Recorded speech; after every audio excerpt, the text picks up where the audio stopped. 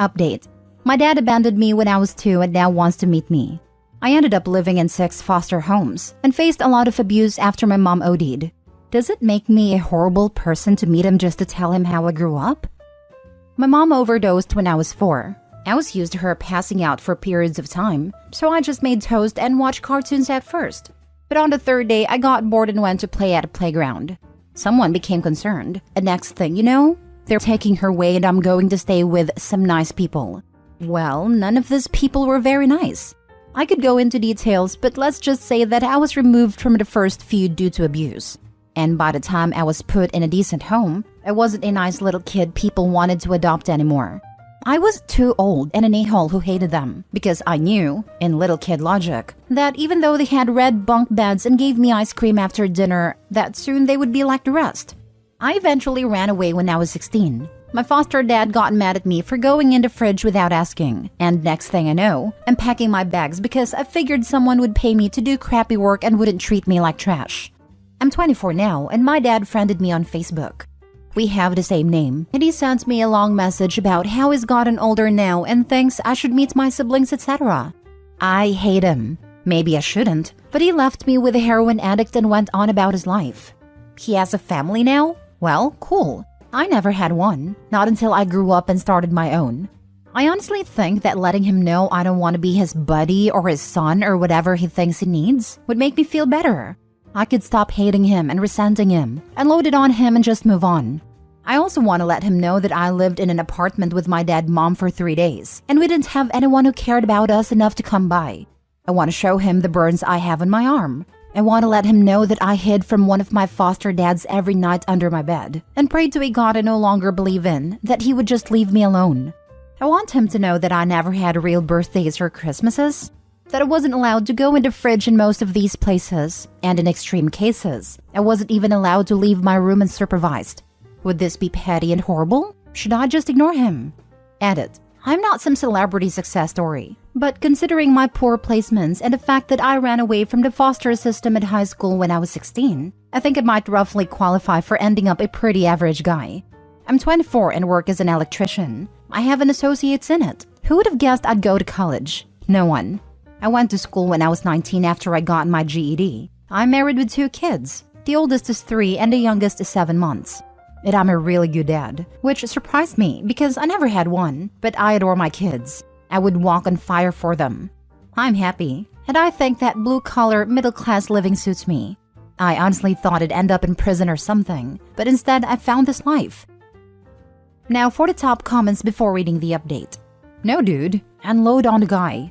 Give it to him like you just described. He needs to know, and you need to unload. He had 2 decades to come get you, and now that you've grown up, it's too late. You don't need him. You don't need to see him, ever. But it will do you so much good just to tell him what he did to you by leaving. Let go of the hate and resentment, and yell and scream and kick over chairs. Also, freaking good job on getting your life together. You should be super proud of yourself. The odds are he left because she was a witch. She wanted a kid, and he might have never known how bad she got, or that Opie was in foster care. All he knows is up to the point of leaving. He may have no details after he left. By all means, tell him everything since he did make contact, but the Opie isn't going to gain much. Maybe he will apologize for not knowing, but he cannot apologize for what the mom did. I don't think it would be good for either one to have a relationship at this point.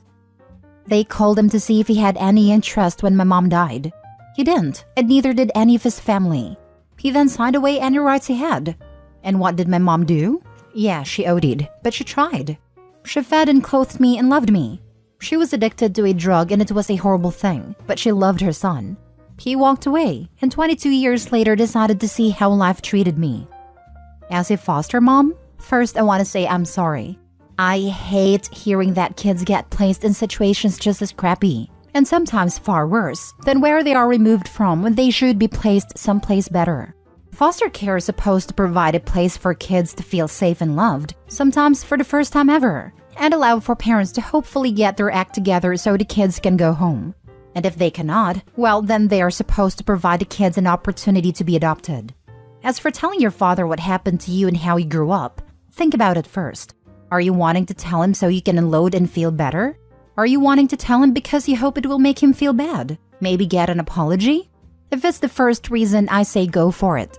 You need to do what makes you feel better. And if unloading and maybe even telling him off. He could have found you sooner, especially if he straightened his butt out years ago. He could have.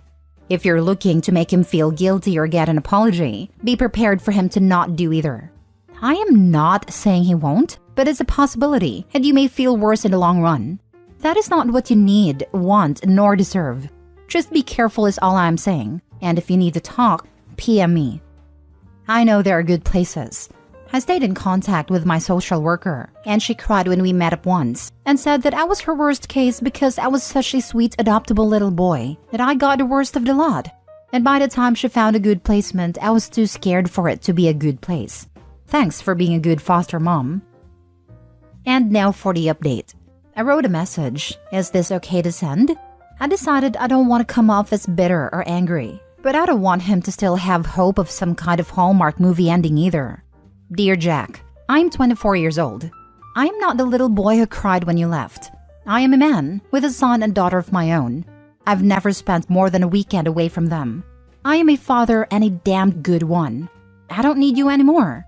Once I needed you. When my mom died, I really could have used a dad. I could have used anybody. When she died, there wasn't even anybody there. No one cared about us.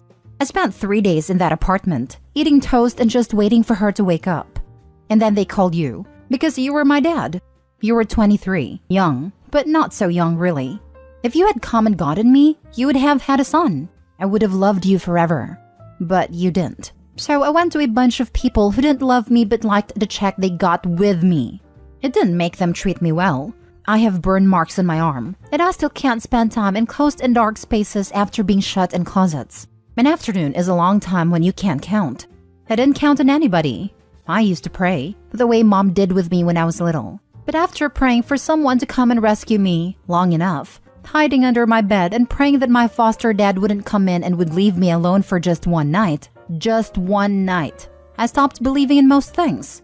I lived in 7 different homes from 4 to 16, and even the decent ones, I was never family. I didn't have real birthdays or Christmases.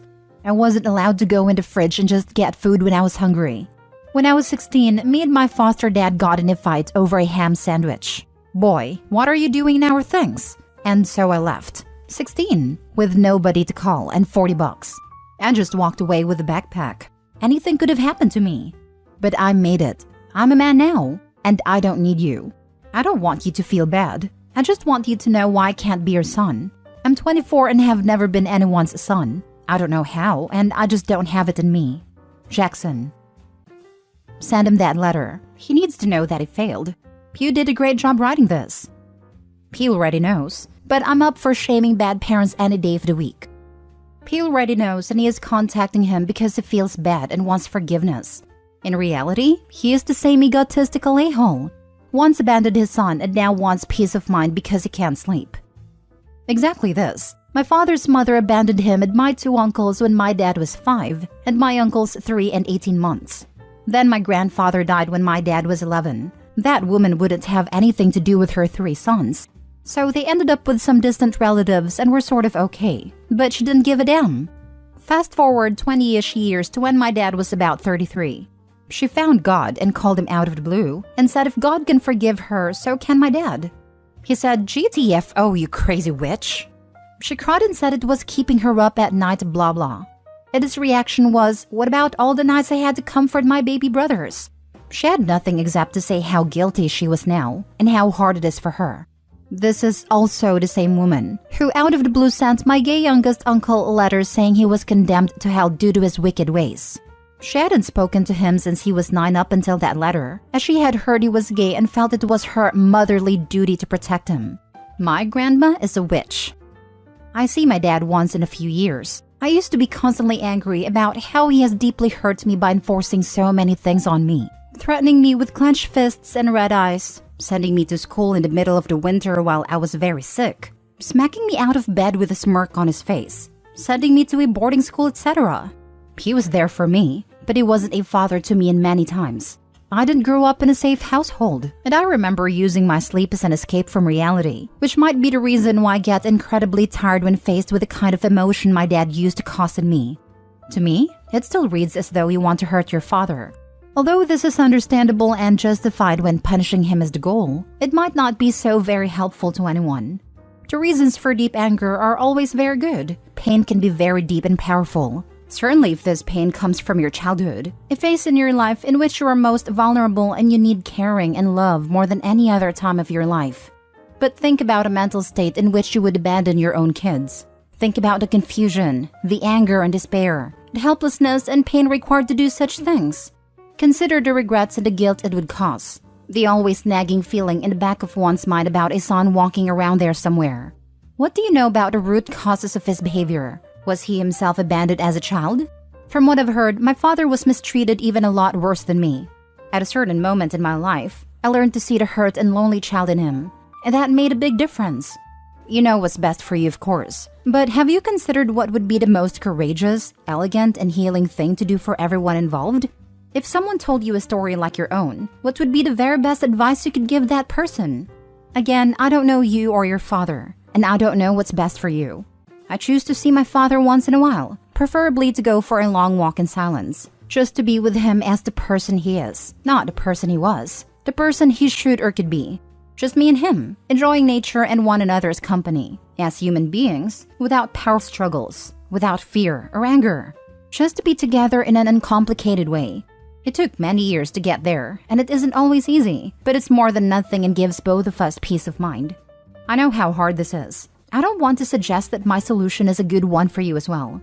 All I want to say is that there is always more space than we perceive. Blame and guilt are never useful in any scenario. I wish you all the best, that you may find the strength and wisdom to do the right thing, that you may live happily and be the best dad you can possibly be. Let the pain end in you. Let your family be a new beginning in what is perhaps a long line of pain, passed through the generations. Lots of love from one dad to another. When I was 3 years old, my mom, my sisters, 4 and 6, and I were thrown out of our house in the middle of the night by my father. From that day, we have been through many hardships, including severe poverty, suicide attempts, abuse, etc. We practically lived on the street in a third world country, with nothing and no one to help us, but we made it. Today's my birthday. I became 22 years old. A stranger called congratulating me. He said he is my father and he wants to meet me. This is why I can relate so much to the OP. And this is also why there is not even a cell in my body that could understand a man that calls me a son. Understand why he didn't run after us, why he didn't fight for us, his children. It's okay if he hated our mom, but we were his children, and mom couldn't provide for us while he could, yet he chose not to. You see, when you talk about his confusion and how he was lost, didn't know what to do, it all just makes me angry. Because how freaking hard it is to send money to your starving children. How much thought does it require? What could have been a legit excuse for him to turn away from us for 19 years? So often we almost died in need of his help. Still he never called, never did anything to contact us.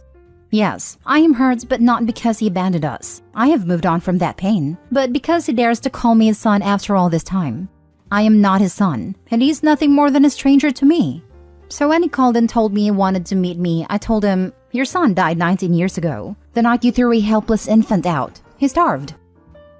Last story. My wife wants me to cut contact with the mother of my older children. My ex, 42 female, and I, 44 male, have always maintained good communication for the sake of our 3 kids, 19, 16, and 15. She lives a distance away, so the kids are with me during the school year and with her for many holidays. Despite her distance, she wanted to still be part of important decisions for them, and I have always tried to accommodate that. Currently, we are coordinating the purchase of a vehicle for our youngest on his upcoming 16th birthday. Today, my wife, 31 female, said that after my youngest with my ex turned 16, she doesn't want me to talk to my ex anymore unless it's a dire emergency. I asked why, and she said it's time to begin removing her from our lives. My wife said she's afraid that if I keep contact with her for much longer, it will have an adverse effect on our own kids, 8, 6, and 1, although I wasn't able to quite understand how. She said the kids are now old enough to keep in touch with their mom themselves, and if I continue to talk to her, it's for myself instead of them. I asked what is it specifically about my conversations with my ex she found objectionable, and I gave her my phone to look through my texts. She pointed out several texts where, among discussing logistics for the kids, there are occasional more casual comments like one of us making a joke about our job or mentioning what became of an old friend. These comments are usually tangentially related to what we are discussing about kids, and we always quickly get back on track. My wife says the conversations are like something between two friends, and my ex and I shouldn't be friends. She says she needs boundaries. I ask if we could table the discussion so I could think. I have several concerns. I don't want to upset my kids. I don't want to ruin my good co-parenting relationship. However, I also don't want to upset my wife. I want her to feel comfortable and secure. What should I do? Now for the advice. Whether your wife likes it or not, your ex will always be part of your life. Her not feeling secure is something she needs to work on. Asking you to cut contact to your ex and the mother of your older children is unreasonable. Absolutely. They'll be in contact for the rest of their lives. Graduation, college, marriages, birthdays, weddings, grandchildren, etc. It's so much better for your kids if you all get along. She wants you to choose her over your kids. Is she willing to do the same? What kind of contact is she in with the father of her children? That's a ridiculous request. If you and your current wife break up, would she really be okay with someone else determining how you communicate with your children? Children are forever. There's still school, breakups, weddings, grandbabies, other life events and minutiae that you'll need to discuss. Agreed, your wife needs boundaries, OP, but she's not going to like the ones you should set, which is mainly that your ability to co-parent collegially with your older children's mother is not determined by their age, is not subject to her input, and is more important than her insecurities. She also needs counseling.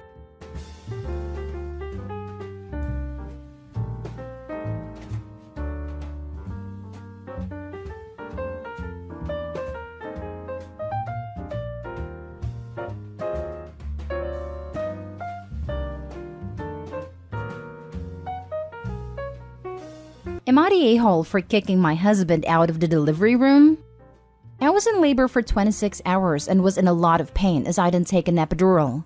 My husband was constantly on the phone, either playing games or talking with his bros, being really loud. When I asked him to please hang up, he'd hang up the phone and then like 10 minutes later call them back. He really wanted to talk to them because his friends went on a boys' trip without him, because I asked him to stay back so he could be here when I went into labor. They were calling to tell him about how their trip was going. He apologized to them, blaming it on me being an egg. I was really annoyed and told him if he wanted to talk to his friend, he could do that elsewhere so I can be in pain and peace. He was like, "Alright, fine baby, I'll just call them back later." So I had about 20 minutes of peace until his mom FaceTimed him where he proceeded to put me in a video call. His mom then makes a comment about how she remembers when she was in labor with him and that she still did herself up. She even claimed she looked so good that a doctor was even flirting with her. I was holding back everything inside me to not say something, as I didn't want to disrespect my mother-in-law. But at the same time, she sometimes just makes the stupidest comments at worst times, and at this moment, I could not stand talking to her. A nurse ends up coming in and could tell I was upset and asks me if everything was alright, and I tell her I just really want to be alone. She ends up kicking out my husband, and in turn he ends up missing the birth of our firstborn daughter, because he left the hospital as he was angry that I got the nurse to kick him out the room. He refused to come see his daughter afterwards because he was angry at me for kicking him out. My mother-in-law, who did visit me in the hospital, wouldn't stop talking about how I'm such a bad wife for removing my husband from the room. When I got home, he kept on bringing up how I ruined a moment of bonding with his daughter, and how he could never forgive me for that. Am I the a-hole for kicking my husband out the delivery room because he was making phone calls? Now for the top comments. Not the a-hole. That's a whole lot of red flags from your husband. 1. Had to be told not to leave on boys' holiday when his wife would likely be giving birth to his child. 2. Ignored his laboring wife to chat with his friends on his said trip. 3. Called them back after being told to hang up. 4. Answered a video chat from someone you didn't want in the room. 5. Allowed that person to be disrespectful towards you. 6. Went off in a sulk instead of visiting you and his child as soon as he was allowed back in. If he has a problem with the situation, you could ask him what he was feeling the last time he had a new person escaping from his vagina, so you can compare notes and come up with a compromise. 100% all of this. The deflection makes me angry for her. She needed her husband and he acted like a child. Childbirth is nothing to joke about. Women die in childbirth and it's painful. Definitely not the a-hole, but having to tell a grown man how to act isn't something you want to be doing while in labor. Absolutely. Maybe I'm just always looking for an out, but I would have filed divorce the second I left the hospital with that behavior. I absolutely love and adore my partner, and he is literally only green flags. I'm pregnant, and if he did even one of the things on this list while I was actively in labor, I would get my friends to pack my things and never come home to him. This is disgusting behavior. Not Dae-ho. The nurse kicked him out of the room. He's the one that chose to leave the hospital altogether. Tell him you missed the birth of your daughter because you threw a temper tantrum and left the hospital. If you had been focused on me and the baby instead of playing games and having loud phone calls with your friends, I never would have asked you to leave the room. You're mad that you missed this moment? Well, I am mad that when your daughter and I needed you most, you prioritized chatting with your friends and complaining about what a nag I am. I am mad that when I was in an incredibly vulnerable position, you let your mom insult me. I am mad that you're blaming me for something that was the consequences of your own selfish actions. I am mad that you are still making the situation about yourself and playing the victim instead of celebrating that I gave birth to our daughter. I'd copy and paste that into a message to him, because that's exactly what happened. Next story is titled, Am I the a-hole for paying first-class airfare for my nanny and not my son? Me and my husband had our first child, Matt, 18 male, when we were just 17 years old. We weren't in a very good financial situation at first, and it only got better when Matt was 9. Currently, we both work well-paying jobs, bought a spacious home, and have our luxuries. We had 2 more children, 8 male and 5 female. As we cannot stay at home all the time, we hired a nanny, a 45 female, to take care of the little ones. Matt had a complicated personality change at age 11. We put him in a private school, and maybe the contact with other teenagers brought out a selfish and elitist side of him. We tried our best to try to improve it, but with the onset of adolescence and stubbornness, it just seemed to get worse. It got better when my husband and I decided that at age 16, he would work part-time so he could start taking financial responsibility, and that seemed to give him a reality check as we cut our support on his perks. This year, after the worst period of the pandemic, my husband and I decided to go on an international trip, and instead of giving May a vacation at home, we decided that we would take her, not going to work, and pay for everything. I don't live in the US. Matt, on a random day, overheard me talking to my husband that I was planning to pay for a first-class seat for May and her son, for her to enjoy like we did. Matt then asked why we should do this. We were already paying for everything. Let her go economy class if she can't afford first class. I was shocked. I said that it was mean to say this, and that she was an important person for our family who gives up having time for her own child to take care of mine. It's the least I can do. He still stood his ground. So I said if he sees it that way, I said I'd buy him an economy seat and he'd have to turn around to pay for an upgrade, for him to see how privileged he is to have parents who can pay. He nodded, thinking it was a joke, even though I said it wasn't. As the months went by, I warned him that his ticket was economy, and he didn't believe it. On the day of the trip, like a shocked Pikachu, he was startled when he realized I told the truth. He threw a tantrum in the middle of the airport, saying that 10 hours of travel would be very uncomfortable. I just replied, "You had 6 months together. You've been warned." The flight was okay, but Matt was outraged the entire trip, saying it was almost torture and that we had gone too far. My husband agrees with me, but my parents said I went too far doing this. Am I the a-hole? Not the a-hole. He fooled around and found out. Doesn't sound like those elitist attitudes really left. Just simmered for a while. My parents said I went too far doing this. Yes, you absolutely tortured him by making him sit with a peasant. How awful. Exactly. He's lucky she still took him on vacation at all. Imagine what the flight would have been like with him whining in a nearby seat. Not the a-hole, and I'm sorry you have such an entitled son. Ask him why almost torture would be fine for the nanny but not for him.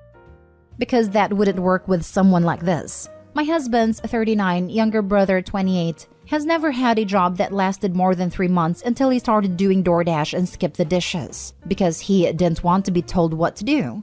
In his mind, having anyone physically watch what you do was unacceptable. You bet he would completely freak if he was in this situation. Asking why it is okay for them and not him would have the response of, "They are to help. We pay them. They aren't owed anything." Entitlement is a terrible thing. Not the a-hole. Matt can't tell you what to do with your money, and is plain mean and classist to negotiate a downgrade in airfare for anyone. However, you have already tried taking privileges away by making him work and not supporting his perks. I don't think monetary punishment is going to work anymore. You need a new solution. I would try a family therapist to see what is at the bottom of his relationship with money and what you can do to change it. Next story. Am I the a-hole for refusing to punish my daughter for being rude to her grandmother and clapping back at mother-in-law? No one in the family likes mother-in-law's husband for a couple of reasons. He works in an immoral industry and admits he will do anything for money.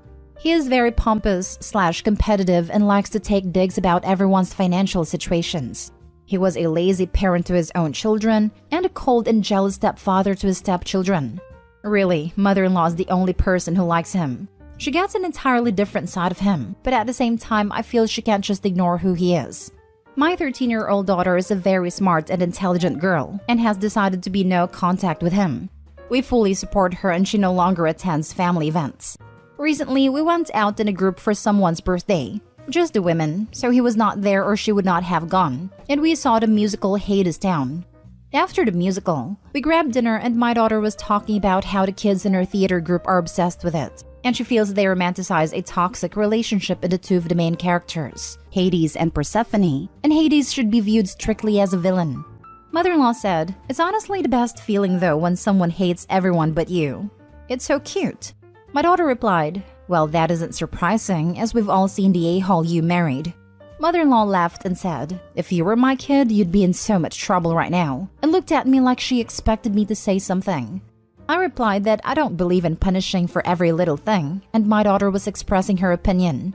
I said that mother-in-law said something which offended my daughter, so my daughter responded, and there would be no punishment. I also said that I try not to come from a place of authoritarian parenting. Mother-in-law said I clearly got whatever I wanted, and that is why my daughter is so annoying to be around.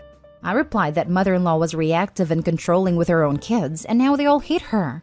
Mother-in-law was furious, and now the family is pretty divided. My husband is actually on his mom's side, which surprised me because he usually isn't.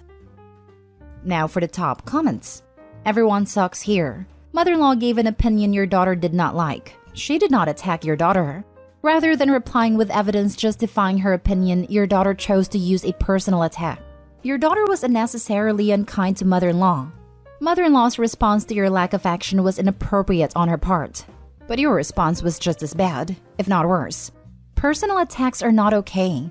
Everyone here acted inappropriately. The mother-in-law made a ridiculous remark and got the full brunt of teenaged "no a-holes barred, no BS," and she deserved very little bit of it.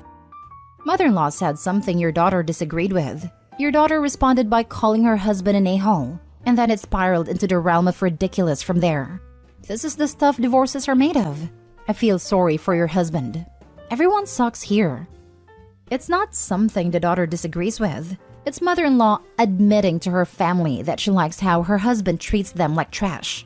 Mother-in-law gets off on inflicting her awful husband on everyone else because she needs to feel like a queen. She deserves to be slammed down for that. She's not just staying in the relationship because he's lovely to her. She actively likes how he treats everyone else like crap. Why should they all just ignore that? You're the a-hole. That was extremely rude and unprovoked.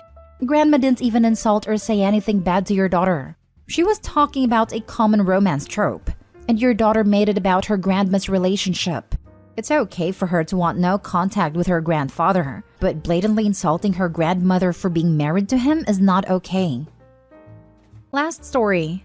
Am I the a-hole for telling my girlfriend to stop acting entitled on her period? I, 28 male, have been with my girlfriend, 26 female, for 3 years now.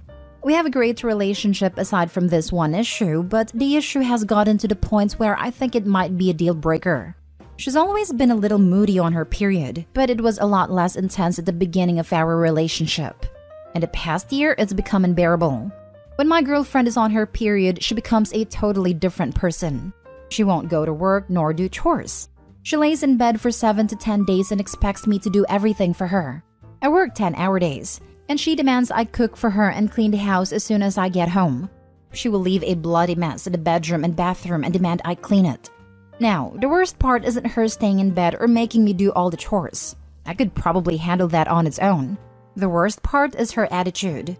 She becomes extremely mean and will insult me for the entire week.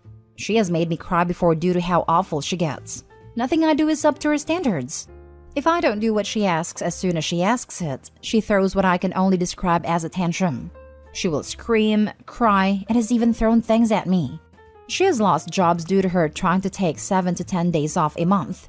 If they don't approve her time off, she either quits or just doesn't show up, which leads to her getting fired. Thankfully, she's found a more flexible job, but her taking so much unpaid time off is causing us to struggle financially.